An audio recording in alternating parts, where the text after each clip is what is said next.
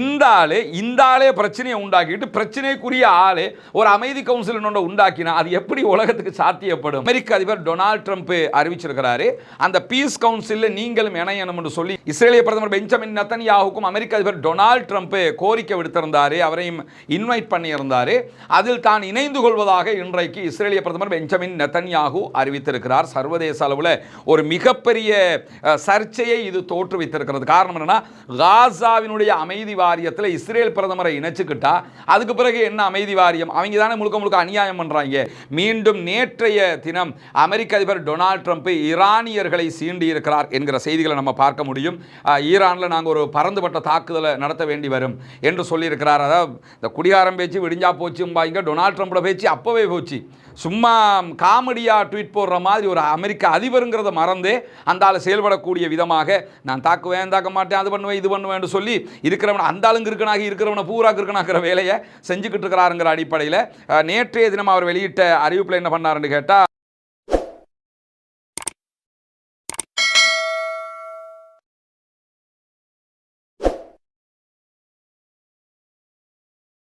அன்பிற்கினிய சகோதர சகோதரிகளை நம் அனைவர் மீதும் ஏக இறைவனுடைய அமைதியும் கருணையும் உண்டாகட்டுமாக என்கிற உயரிய பிரார்த்தனைகளோடு பாலஸ்தீனத்தினுடைய காசா பகுதிகளில் ஒரு பாரிய யுத்த நிறுத்தமாக மாற்றப்பட்டு இன்றோடு 103வது நாளாக இருக்கக்கூடிய இந்த தருணத்தில் பாலஸ்தீன விடுதலை அமைப்பினர் இன்றைக்கு 9 கோரிக்கைகள் அடங்கிய ஒரு முக்கியமான ஆவணத்தை சர்வதேசமயப்படுத்தி இருக்கிறார்கள். காசாவுக்குள்ள ஒரு யுத்த நிறுத்தம் என்பது பெயரளவுக்கு ஏற்பட்டிருக்கிறதே தவிர எந்த விதமான முன்னேற்றங்களும் அங்கு இல்லை என்பதை குறித்த ஆவணம் மிக தெளிவாக சுட்டிக்காட்டுகிறது.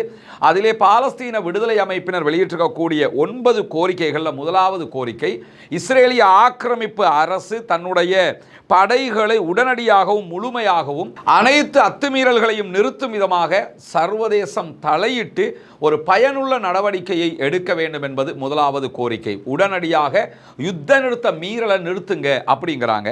இரண்டாவது கோரிக்கையாக காசா பகுதிகளில் இருந்து முழுமையாக இஸ்ரேலிய ஆக்கிரமிப்பு இராணுவம் வெளியேற்றப்பட வேண்டும். ஒப்பந்தத்தினுடைய முதல் கட்டத்தை முழுமையாக பூர்த்தி செய்கிற அதே நேரம் இரண்டாம் கட்டத்திற்கு உடனடியாக நீங்கள் நுழைய வேண்டும் என்பதையும் அவர்கள் வலியுறுத்தி இருக்கிறார்கள். ஏன்னா காசாவுக்குள்ள இப்ப எல்லோ பார்டர் என்கிற ஒரு பார்டர் நிறுவப்பட்டிருக்கிறது. அதுல 49% நிலப்பரப்பு பாலஸ்தீன விடுதலை அமைப்பினரிடத்திலையும் 51% நிலப்பரப்பு இஸ்ரேலிய ஆக்கிரமிப்பு இராணுவத்திடத்திலையும் இருக்கிறது. இரண்டாம் கட்டத்துக்குள்ள அவங்க நுழைஞ்சிட்டாங்கன்னு சொல்லி சொன்னா தற்போது இருக்கிற எல்லோ பார்டர்ல இருந்து ரெட் லைனுக்கு அவங்க பின்னாடி நகரணும். அப்படி நகர்ந்துட்டாங்கன்னா 80% காசாவினுடைய நிலப்பரப்பு பாலஸ்தீன விடுதலை அமைப்பினரிடத்திலையும் 20% நிலப்பரப்பு மாத்திரமே இஸ்ரேலிடத்திலும் மிஞ்சும். ஆனா இஸ்ரேல் அந்த இடத்துக்கு போகாம இருக்கிறாங்க. உடனடியாக நீங்க ரிட்டர்ன் போகணும், இதுதான் நம்முடைய சமாதான ஒப்பந்தத்தின் விதி என்பதை நினைவூட்டி இருக்கிறார்கள். மூன்றாவதாக இஸ்ரேலும் இஸ்ரேலிய ஆக்கிரமிப்பு இராணுவம் ஒப்புக்கொள்ளப்பட்ட எல்லோ பார்டர்ல இருந்து பின்வாங்க வேண்டும், ரிட்டர்ன் போகணும்ங்கிறத வலியுறுத்தி அதே நேரம் கூடுதலாக 34 சதுர கிலோமீட்டர் பரப்பளவில் நீங்க தொடர்ந்து தாக்குதல்களை நடத்தி வருகிறீர்கள், அந்த தாக்குதல்கள் நிறுத்தப்பட வேண்டும் என்பதை வலியுறுத்தி இருக்கிறார்கள். நான்காவதாக காசாவுக்குள்ள உதவிகள் நுழைவதற்கு தேவையான ஒரு கள கண்காணிப்பு சர்வதேச பொறிமுறை அவசியம் என்கிறார்கள். காசாவுக்குள்ள உணவுகள், தண்ணீர், மருந்துகள் வருகிறதா இல்லையா என்பதை சர்வதேச குழு ஒன்று அமைத்து கண்காணிக்கப்பட வேண்டும். ஏன்னா நாங்க வரலன்னு சொல்லிக்கிட்டு இருக்கிறோம், அவங்க வந்ததாக சொல்லிக்கிட்டே இருக்கிறாங்க. நீங்க ஒரு இன்டர்நேஷனல் கமிட்டியை போடுங்க, அவங்க உண்மையை சொல்லட்டும் அப்படின்னு சொல்லி நான்காவது கோரிக்கையை விடுத்திருக்கிறார். அதே நேரம் ஐந்தாவதாக நேரடி சர்வதேச மேற்பார்வையின் கீழ் ஒவ்வொரு நாளும் 50 எரிபொருள் லாரிகள், அதாவது பெட்ரோல், டீசல், கேஸ் உள்ளிட்ட 50 கண்டெய்னர்கள் தினமும் கிடைக்கிற விதமாகவும் மொத்தமாக 600 லாரிகளில் உதவிகள் காசாவுக்குள் வர வேண்டும் என்பது ஒப்பந்த விதி. 600 லாரி வரணும், அதில் 550 உணவு, தண்ணீர், மருந்துகள் வர வேண்டும். 50 லாரிகளில் பெட்ரோல், டீசல், கேஸ் உள்ளிட்டவைகள் வர வேண்டும். இது இன்னும் உறுதிப்படுத்தப்படவில்லை, அதையும் உறுதி செய்ய வேண்டும் என்று சொல்லியிருக்கிற பாலஸ்தீன விடுதலை அமைப்பினர். ஆறாவதாக ஐநா சபை அதே போன்று அதனுடைய மற்ற நிறுவனங்கள் எதனுடைய கட்டுப்பாடுகளையும் இஸ்ரேல் விதிக்கக்கூடாது. UNRWA தடுக்கிறது, அல்லது செம்பறை சங்கத்தை தடுக்கிறது, செஞ்சிலுவை சங்கத்தை தடுக்கிறது, இப்படி எதையுமே நீங்க தடுக்கக்கூடாது, அதற்கும் சர்வதேச சமூகம் தலையிட வேண்டும் என்று கோரக்கூடிய பாலஸ்தீன விடுதலை அமைப்பினர் இஸ்ரேலை இரு திசைகளிலும் இருக்கக்கூடிய ரஃபாவினுடைய பார்டர்களை திறக்கிறதுக்கு நீங்க அனுமதிக்கணும் என்கிற கோரிக்கையை விடுத்திருக்கிறாங்க. ஏன்னா ரஃபா பார்டர் 2 திசைன்னு சொன்னா ஈஜிப்ட் பக்கமாகவும் ஓபன் பண்ண வேண்டியிருக்குது, அதே போன்று காசா பக்கமாகவும் ஓபன் பண்ண வேண்டியிருக்கு. இந்த ரெண்டுக்குமே அனுமதி கொடுக்கணும். ஆனா இஸ்ரேல் என்ன பண்றாங்கன்னா, ஈஜிப்ட் நீங்க ஓபன் பண்ணிக்கிறீங்க அப்படிங்கிறாங்க. ஈஜிப்ட் ஓபன் பண்ணினா மட்டும் உள்ள பொருட்கள் வந்துருமா? கேட்டு 2 நாட்டில் 2 பக்கம் இருக்குதுன்னா அந்த பக்கத்தை ஓபன் பண்ணினா உள்ள வர முடியுமா? இந்த பக்கத்தையும் ஓபன் பண்ணணும்ல. அதனால 2 பக்கத்தையும் ஓபன் பண்ணுங்க என்று இன்றைக்கு பாலஸ்தீன விடுதலை அமைப்பினர் சொல்லி இருக்கிற அதே நேரம் சர்வதேசம் இதற்கு அழுத்தம் கொடுக்க வேண்டும் என்கிற கோரிக்கையோடு 8வதாக காசாவினுடைய உள்கட்டமைப்பு மறுசீரமைக்கிறதுக்கு தேவையான எரிபொருட்கள், மருத்துவ பொருட்கள், முக்கியமான உபகரணங்கள், கேரவேன்கள், அதே போன்று கூடாரங்கள், கட்டுமான பொருட்கள், இது எல்லாமே உள்ள நுழைய வேண்டி இருக்குது. இதையெல்லாம் பாலஸ்தீனத்திற்குள் நுழைய விடாமல் இஸ்ரேல் தடுக்கிறது. இதற்கும் உள்ளே நுழைவதற்கான ஏற்பாடுகளை சர்வதேச சமூகம் செய்ய வேண்டும் என்பதோடு 9வதாக என்ன சொல்லியிருக்கிறாங்கன்னா, ஒரு முக்கிய கோரிக்கையாக கைதிகள், பாலஸ்தீனத்தில் இருந்து கைதிகளாக அநியாயமாக அரெஸ்ட் பண்ணிட்டு போன சகோதரர்கள், அதே போன்று காணாமல் போனவர்களுடைய முழு தகவல்களை வெளியிட வேண்டும். சில பேருக்கு என்ன நடந்திருக்குன்றே தெரியல, அரெஸ்ட் பண்ணிட்டாங்களா, சுட்டு கொண்டுட்டாங்களா, என்ன பண்ணிட்டாங்கன்றே தெரியல. அவங்களோட தரவுகள் எங்களுக்கு தேவைப்படுகிறது. எத்தனை பேர் உங்கள்கிட்ட கைதியா இருக்கிறாங்க, யார் யார், அதே மாதிரி காணாமலாக்கப்பட்டவர்களுக்கு என்ன நடந்தது என்பதோடு பெண்கள், குழந்தைகளை உடனடியாக விடுதலை செய்யுங்கள். 2 நாட்களுக்கு முன்பதாக 9 வயது மதிக்கத்தக்க குழந்தையை இஸ்ரேலிய ஆக்கிரமிப்பு ராணுவம் விடுதலை செய்திருந்தது. அந்த பிள்ளை தன்னுடைய தகப்பனாரிடத்தில் வந்து கட்டி பிடிச்சு அழுது புலம்புகிற, தன்னுடைய அந்த அன்பை பரிமாறுகிற காட்சிகள் எல்லாம் உள்ளத்தை தேய்க்கக்கூடிய விதமாக இருந்தது. இதுபோன்று பெண்கள், குழந்தைகள் யாரெல்லாம் அரெஸ்ட் பண்ணி வச்சிருக்கிறீங்களோ அவங்க அத்தனை பேரையும் விடுதலை செய்ய வேண்டும். அதே நேரத்தில் தடுத்து வைக்கப்பட்டுள்ள உடல்களை ஒப்படைக்கவும் இஸ்ரேலுக்கு அழுத்தம் கொடுங்கள் என்கிற கோரிக்கை விடுத்திருக்கிறாங்க. சில சகோதரர்கள் கொல்லப்பட்டிருக்கிறாங்க, ஷஹீதாகி இருக்கிறாங்க.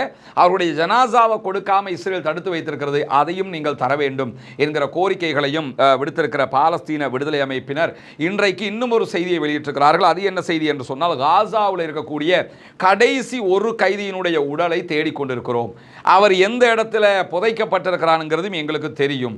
ஆனாலும் அந்த உடலை மீட்பதற்கு இஸ்ரேல் எங்களுக்கு தடையாக இருக்கிறது என்பதுதான் அவர்களுடைய அறிக்கையின் பிரதான குற்றச்சாட்டாக இருக்கிறது. காரணம் என்னன்னா, எல்லோ பார்டருக்கு வெளியில், அதாவது இந்த கடைசி கைதியினுடைய உடல் எங்க இருக்குதுன்னு கேட்டா பாலஸ்தீன விடுதலை அமைப்பினுடைய கண்ட்ரோல் பகுதிகளில் கிடையாது, இஸ்ரேலுடைய கண்ட்ரோல் பகுதிகளில் இருக்கிறதுனால அந்த பகுதிகளுக்குள்ள செம்பரை சங்கத்தோடு இணைந்து பாலஸ்தீன விடுதலை அமைப்பினர் சென்று அந்த பாடியை எடுக்கணும். ஆனா அதை போய் எடுக்கிறதுக்கு இஸ்ரேல் எங்களை தடுத்துக்கிட்டே இருக்குது. தடுத்துக்கிட்டு என்ன பண்றாங்கன்னு சொன்னா, உள்ள எந்த உதவிகளையும் தராம, உதவி தருவதாக இருந்தால் இந்த பாடியை தாங்கங்கிறாங்க, இந்த உடலை தாங்கங்கிறாங்க. உடலை தரணும்னா எங்களை போய் தேடி அதை எடுக்கிறதுக்கு நீங்க அனுமதிக்கணும். இந்த இடத்துல தான் அந்த உடல் இருக்குதுங்கிற வரைக்கும் அக்யூரேட்டாக தகவல்களை வெளியிட்டிருக்கிறது பாலஸ்தீன விடுதலை அமைப்பு. எனவே இஸ்ரேல் தொடர்ந்தும் சிறுக சிறுக கொல்லும் விதமான ஒரு ஸ்லோ பாய்சன் மாதிரி பாலஸ்தீன அப்பாவிகளை கொல்வதற்காக இந்த மாதிரியான உதவிகள் வழங்கப்படுவதை தடுத்து நிறுத்துகிறது என்கிற செய்திகளுக்கு மத்தியில் தான் இஸ்ரேலுடைய தேடப்படும் குற்றவாளியாக அறிவிக்கப்பட்டிருக்கிற பெஞ்சமின் நெதன்யாகு, இஸ்ரேலுடைய பிரதமர், சர்வதேச நீதிமன்றத்தினால் தேடப்படும் குற்றவாளியாக அறிவிக்கப்பட்டிருக்கிறார். இப்படியான சூழல்ல காசா அமைதி வாரியம், காசா பீஸ் கவுன்சில் என்கிற ஒன்றை அமெரிக்க அதிபர் டொனால்ட் ட்ரம்ப் அறிவிச்சிருக்கிறாரு. அந்த பீஸ் கவுன்சில் நீங்களும் இணையணும் என்று சொல்லி இஸ்ரேலிய பிரதமர் பெஞ்சமின் நெதன்யாகுக்கும் அமெரிக்க அதிபர் டொனால்ட் ட்ரம்ப் கோரிக்கை விடுத்திருந்தாரு, அவரையும் இன்வைட் பண்ணியிருந்தாரு. அதில் தான் இணைந்து கொள்வதாக இன்றைக்கு இஸ்ரேலிய பிரதமர் பெஞ்சமின் நெதன்யாகு அறிவித்திருக்கிறார். சர்வதேச அளவில் ஒரு மிகப்பெரிய சர்ச்சையை இது தோற்றுவித்திருக்கிறது. காரணம் என்னன்னா, காசாவினுடைய அமைதி வாரியத்தில் இஸ்ரேல் பிரதமரை இணைச்சுக்கிட்டா அதுக்கு பிறகு என்ன அமைதி வாரியம்? அவங்க தானே முழுக்க முழுக்க அநியாயம் பண்றாங்க. சர்வதேசத்தினால தேடப்படும் குற்றவாளியாக அறிவிக்கப்பட்டிருக்கிறார். இனப்படுகொலை குற்றச்சாட்டில், சாதாரண குற்றச்சாட்டில், காசாவில் ஒரு இனத்தையே படுகொலை செய்தார் என்கிற குற்றச்சாட்டில் தான் இவர் தேடப்படும் குற்றவாளியாக அறிவிக்கப்பட்டிருக்கக்கூடிய சூழல்ல இவரை அந்த அமைதி வாரியத்திற்கு இன்வைட் பண்ணி இணைத்திருக்கிறார் அமெரிக்க அதிபர் டொனால்ட் ட்ரம்ப். இதே நேரம் சீனா, ரஷ்யா இதுவரைக்கும் எந்த ஒரு ரெஸ்பான்ஸையும் இவங்களுக்கு பண்ணல. காரணம் என்னன்னு கேட்டா, இந்த அமைதி வாரியம் என்கிற பேரில் அதுக்குள்ள ஒரு செக்யூரிட்டி கவுன்சிலை உண்டாக்கி அந்த கவுன்சிலை ஐநாவினுடைய செக்யூரிட்டி கவுன்சிலை விட அதை கீழே போட்டு இதை மேலே கொண்டு வர்றதுக்குரிய ஏற்பாட்டை தான் அமெரிக்க அதிபர் டொனால்ட் டொனால்ட் ட்ரம்ப் பண்ணிக்கிட்டு இருக்கிறாரு. குறிப்பாக காசா அமைதி வாரியத்தில் இணையக்கூடிய நாடுகள் 1 பில்லியன் யூஎஸ்டியை இன்வெஸ்ட் பண்ணணும் அப்படிங்கிற ஒரு கோரிக்கையும் அமெரிக்க அதிபர் டொனால்ட் ட்ரம்ப் முன் வச்சிருக்கிறார். ரஷ்யா சேர்ந்தாலும் சீனா சேர்ந்தாலும் எந்த நாடு சேருதோ அந்த நாடுகள் 1 பில்லியன் யூஎஸ்டி அந்த அமைதி வாரியத்துக்கு கொடுக்கணும். காசா அமைதி வாரியம் காசாவுக்காக அமைக்கப்பட்டது. ஆனால் அமெரிக்க அதிபர் டொனால்ட் ட்ரம்ப் இப்போ என்ன பண்றாருன்னு கேட்டால், இன்டர்நேஷனல்ல நம்ம எங்கெல்லாம் பிரச்சனை வருதோ அந்த பிரச்சனைகளை சால்வ் பண்றதுக்கு இந்த பீஸ் கவுன்சில் செயல்படும் அப்படிங்கிறாரு. இன்டர்நேஷனல் பிரச்சனையை உண்டாக்குறது யாரு? இப்போ வெனிசுவேலாவில் பிரச்சனையை உண்டாக்கி இருக்கிறது அமெரிக்க அதிபர் டொனால்ட் ட்ரம்ப். அப்போ இந்த பீஸ் கவுன்சில் அங்கே போய் தீர்வு தேடுமா, ஐநா தீர்வு தேடணுமா? ரெண்டு கேள்வியில் ஐநாங்கிறது முடிவாகுதா இல்லையா? அதே மாதிரி கொலம்பியாவில் பிரச்சனை உண்டாக்குறது யாரு? கியூபாவில் பிரச்சனை உண்டாக்குறது யாரு? ஈரானில் பிரச்சனையை உண்டாக்குறது யாரு? உலக நாடு முழுவதும் பிரச்சனையை உண்டாக்குவது யார்? இப்போ கிரீன்லாந்து எங்களுக்கு தான் வேணும் என்று விடாப்பிடியாக பிரச்சனை உண்டாக்குறது யாருன்னு கேட்டால் அமெரிக்க அதிபர் டொனால்ட் ட்ரம்ப். இந்த ஆளே பிரச்சனையை உண்டாக்கிட்டு பிரச்சனைக்குரிய ஆளே ஒரு அமைதி கவுன்சில் உண்டாக்கினா அது எப்படி உலகத்துக்கு சாத்தியப்படும்? இதெல்லாம் கேவலமான ஒரு விஷயமா தெரியலையா?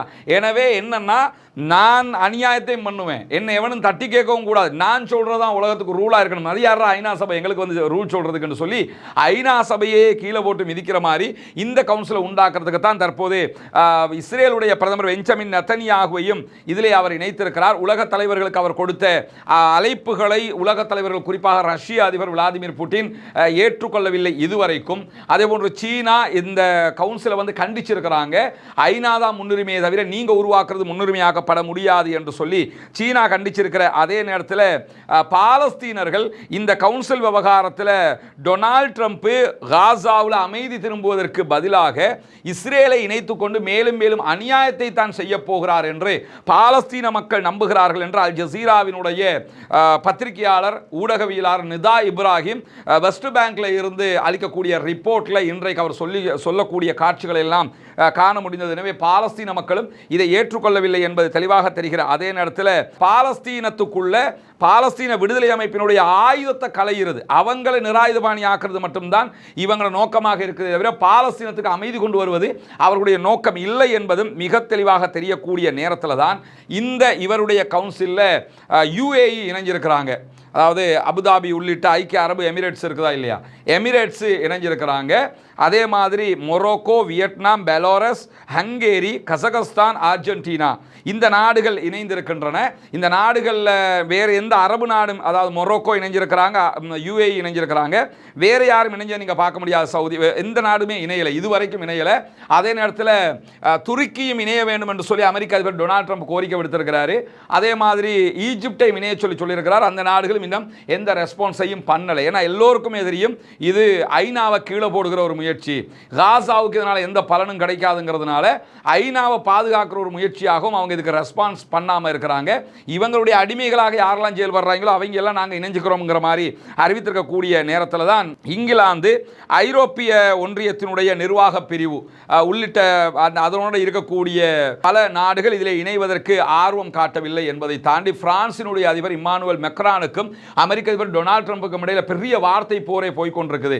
எங்களுக்கு மானம் ரோசம் கௌரவம் தான் முக்கியமே தவிர மானம் கட்டு போய் உன்னோட சேர முடியாதுன்னு வெளிப்படையாகவே இப்போ நம்ம தமிழில் சொல்றத பிரெஞ்சில் சொல்லி இருக்கிறார் இம்மானுவேல் மெக்ரான். இதே நேரத்தில் இம்மானுவேல் மெக்ரானை நாட்டு மக்கள் விரும்பல, அவர் இன்னும் கொஞ்ச நாள் பதவி விலகிட்டு போயிடுவார், அதனால அவரோட கருத்தில் எனக்கு முக்கியம் இல்லை என்று சொல்லி அந்த தெருச்சண்டை பிடித்திருக்கிறார் அமெரிக்க அதிபர் என்கிற செய்திகளையும் பார்க்க முடிகிற அதே நேரத்தில் தங்களுக்கு வந்திருக்கக்கூடிய அழைப்புகளுக்கு இதுவரைக்கும் நாங்கள் பதிலளிக்கவில்லை என்று பல ஐரோப்பிய நாடுகள் சொல்லியிருக்கிறார். அதே நேரம் ஸ்வீடன் தெளிவாக இதிலே நாங்கள் இணைய மாட்டோம் என்று சொல்லியிருக்கிறது.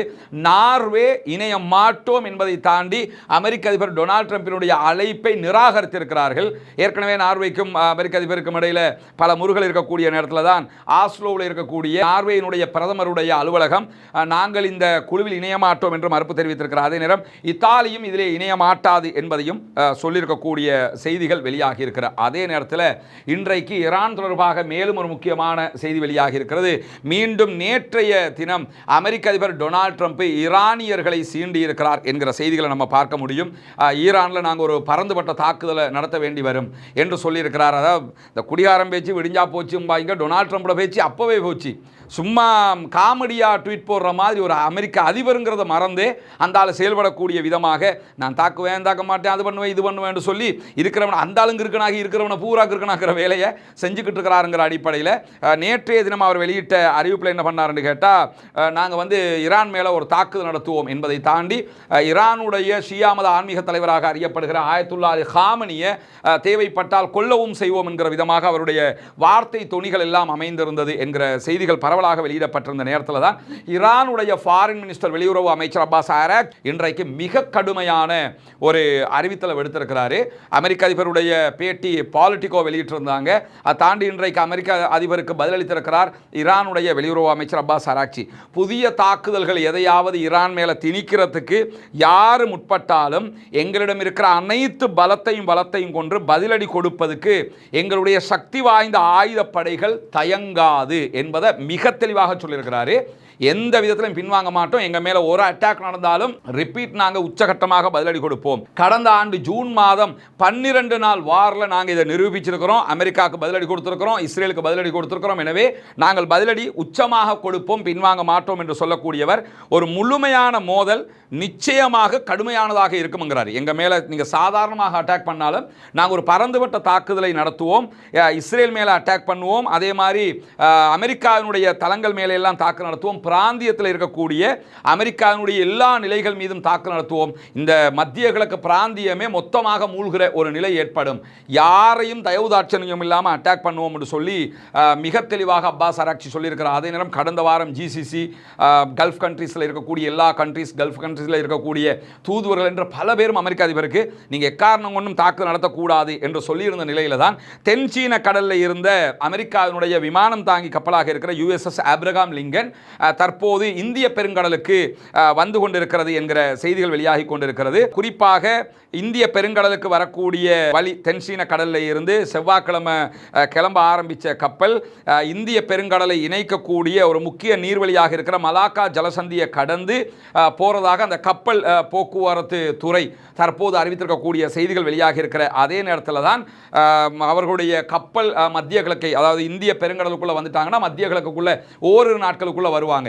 அப்படி வந்து ஒரு தாக்குதல் நடத்தப்பட்டால் மிகப்பெரிய ஒரு பதிலடியாக ஈரான் அதற்கு தயாராகிற அதே நேரம் ஆயத்துல்லா அலி காமனி மேலே நடத்தப்படக்கூடிய எந்த தாக்குதலும் பிராந்தியத்தில் மிகப்பெரிய ஒரு அழிவை உண்டாக்கும் என்பதை வெளிப்படையாகவே அப்பாஸ் ஆராக்சி இன்றைக்கு சொல்லியிருக்கிறார். அதே நேரம் ஈரானுடைய முப்படைகளுடைய முழு இராணுவத்தினுடைய தளபதியாக செயல்படக்கூடிய ஜெனரல் அபோல் பெல்ஸைக்கு வெளியிட்டிருக்கக்கூடிய ஒரு முக்கியமான அறிவிப்பில் என்ன சொல்றாருன்னு கேட்டால், நிலைமை தலைகீழாக மாறினால், குறிப்பாக ஆயத்துல்லா அலி காமனி மேலே தாக்குதல்கள் நடத்தப்பட்டால் தெஹ்ரான் ஒருபோதும் பின்வாங்கவே செய்யாது, உச்சகட்ட பதிலடியை தெஹ்ரான் கொடுப்பதற்கு மிக தயாராக இருக்கிறது என்பதை ஆல்ரெடி அமெரிக்க அதிபருக்கு நாங்கள் சொல்லிட்டோம்னு சொல்லி ஈரானுடைய ராணுவ தளபதி இன்றைக்கு சொல்லியிருக்கிறது மட்டுமல்லாமல், எங்களுடைய தலைவரை நோக்கி ஆக்கிரமிப்பாளர்கள் கை நீட்டினால் நாங்கள் அந்த கையை மட்டும் துண்டிக்க மாட்டோம். எங்களுடைய தலைவருக்கு நீங்கள் அட்டாக் பண்ணினீங்கன்னு சொன்னால் அட்டாக் பண்ணுற ஆளுக்கு மட்டும் அமெரிக்கா அடிச்சா அமெரிக்காவுக்கு மட்டும் இல்லை ரிப்பீட் கொடுப்போம், முழுவதுமாக நாங்கள் எங்களுக்கு தேவையான எல்லா பகுதிகள் மேலேயும் தாக்குதல் நடத்துவோம். இது வெறுமனே ஒரு பேச்சாக, அந்த மேடை பேச்சுக்காக நாங்கள் சொல்லலைங்கிறது அமெரிக்க அதிபருக்கே தெரியுங்கிறாரு. இந்த மதுரோ சொன்ன மாதிரி வெனிசுவேலாவினுடைய அதிபர் மதுரோ பேசும்போது என்ன சொல்லுவாங்க, ஏ கோலையே வா வந்து என்ன ஏழ்மடா தூக்கிட்டு போய் பார்க்கலாம் என்று சொன்னார். சொன்ன மாதிரி போய் தூக்கிட்டு போயிட்டாங்க. இந்த மாதிரி வாய் வார்த்தைக்கு சால்சாப்பு வசனமாக அலங்கார வார்த்தையாக எல்லாம் பேசலைங்கிறது அமெரிக்காவுக்கே தெரியும். அவங்களுடைய உலகத்தையே தீ வச்சு கொளுத்துவோம் அப்படிங்கிறாரு. ஈரானுடைய இராணுவ தளபதியினுடைய வார்த்தைகள் ரொம்ப கடினமானது. பிராந்தியத்தில் எந்த ஒரு பாதுகாப்பான இடமும் அமெரிக்கர்களுக்கு இருக்காதுங்கிறாரு. கத்தாரில் மட்டுமே 10,000 அமெரிக்க ஃபோர்ஸஸ் இருக்கிறாங்க. இது இல்லாமல் ஜோர்டானில், சவுதியில், இது மாதிரி பல இடங்களில் இருக்கிறாங்க. எந்த இடமும் உங்களுக்கு பாதுகாப்பாக இருக்காது, அத்தனை இடங்களையும் தாக்கி அளிப்போம் என்று ஈரானுடைய இராணுவ தளபதி சொல்லக்கூடிய செய்திகள் இன்றைக்கு ஈரானுடைய அரசு ஊடகமே வெளியிட்டிருக்கிறது. எனவே ஈரான் டூ ஓர் டை என்கிற இடத்துல இருக்கிறாங்க, எதுவும் செய்வதற்கு தயார் என்கிற இடத்துக்கு வந்துட்டாங்க. எனவே அமெரிக்க அதிபருடைய எந்த ஒரு சின்ன தாக்குதலும் அமெரிக்கா மீதும் இஸ்ரேல் மீதும் அமெரிக்கா ஆதரவு பெற்ற நாடுகள் மீதும் அமெரிக்காவுடைய தளங்கள் இருக்கக்கூடிய நாடுகள் மீதும் உச்சகட்ட பதிலடியாக அமையும் என்பதுதான் ஈரானுடைய இன்றைய ஸ்டேட்மெண்ட் ஆகவும் இருக்கக்கூடிய நேரத்தில் தான் யாரெல்லாம் கிளர்ச்சிக்கு துணை போனார்களோ அவங்க அத்தனை பேரையுமே தட்டி தூக்கிக்கிட்டு இருக்கிறாங்க ஈரான் என்கிற செய்திகள் இன்றைக்கும் வெளியாக இருக்கிறது. பொறுத்திருந்து பார்ப்போம் என்னவெல்லாம் நடக்கிறது என்பதை. பாலஸ்தீனம் வெற்றி பெற வேண்டும், பாலஸ்தீனம் சுதந்திரம் அடைய வேண்டும், பாலஸ்தீன மக்களும் நம்மை போன்ற நிம்மதியானவர்களாக மாற வேண்டும், வாழ வேண்டும் என்கிற உயரிய பிரார்த்தனைகளோடு பாலஸ்தீன அப்பாவிகளுக்காக தொடர்ந்தும் ஜனநாயக ரீதியாக குரல் எழுப்புவோமாக. வாகிறது அல்ஹம்துலில்லாஹி ரப்பில் ஆலமீன்.